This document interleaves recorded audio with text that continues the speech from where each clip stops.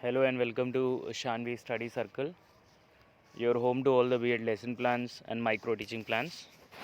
So, today's topic is English. Subject is English and the topic is Daffodils, which is a poem. So, this is the main page of a lesson plan where first we fill the entries like date, subject, period, class, topic, and duration. Next, we have the general objectives of the lesson plan, which are based on the subject itself. तो general objective जो होते हैं वो किस पे based होते हैं, subject पे बेस्ड होते हैं. एंड उसके बाद आते हैं specific objectives which are based on the topic. जो हमारा टॉपिक होता है उस पर बेस्ड होते हैं. फिर आते हैं material aids. So whatever the teaching aids and teaching material aids we are using while teaching, we have to mention them here in this section. Next comes the previous knowledge. So previous knowledge में क्या होता है कि मतलब whatever the topic we are going to taught to the students, so we have to mention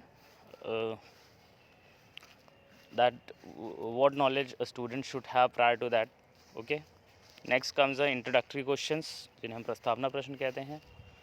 और यहाँ पे हम 3 to 5 क्वेश्चंस फ्रेम करते हैं. And the last question should be of problematic in nature and it should be based on the topic. और questions इस तरह से फ्रेम किए जाएंगे कि जब उनके आंसर स्टूडेंट करेंगे तो उसमें से फाइनली हमारा टॉपिक निकल के आना चाहिए. ठीक है. Next comes the statement of aim that will be made by the pupil teacher, that he'll say that we are going to study about whatever the topic is, about that topic in detail. Next comes the presentation part.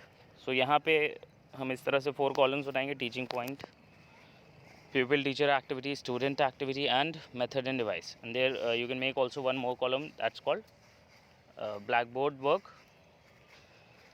सो सबसे पहला जो point होता है इसको हम बोलते हैं model recitation. Model recitation में क्या होता है कि मतलब जो स्टूडेंट्स होते हैं, pupil teacher will ask the students to recite the poem with the proper voice modulation and rhyme. ठीक है. नेक्स्ट आते हैं वर्ड मीनिंग्स. सो यहाँ पे वर्ड मीनिंग जो भी हम देखेंगे हमारी पोएम में, जो भी वर्ड मीनिंग्स बन सकते हैं उनको हम बना के यहाँ लिखेंगे. फिर इमिटेशन. सो इमिटेशन रीडिंग में क्या होता है,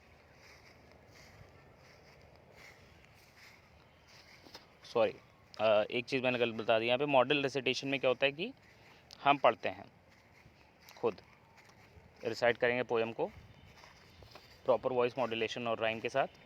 इमिटेशन रीडिंग में हम स्टूडेंट्स को कहेंगे रिसाइट करने के लिए पोएम को. ठीक है. नेक्स्ट आते हैं एप्रिसिएशन क्वेश्चंस. तो आप देख पा रहे होंगे जैसे कि आपके सामने लिखे हुए हैं. ठीक है. फिर एक्सपोजिशन ऑफ डिफ़िकल्ट लाइंस होता है ये, यानी कि यहाँ पे क्या होता है कि मतलब जो या 2 या 3 लाइंस जो डिफ़िकल्ट हों पोएम में थोड़ी, वो हम यहाँ पे मेंशन करेंगे और उनको एक्सप्लेन भी करेंगे स्टूडेंट्स को दोबारा. Then central idea questions.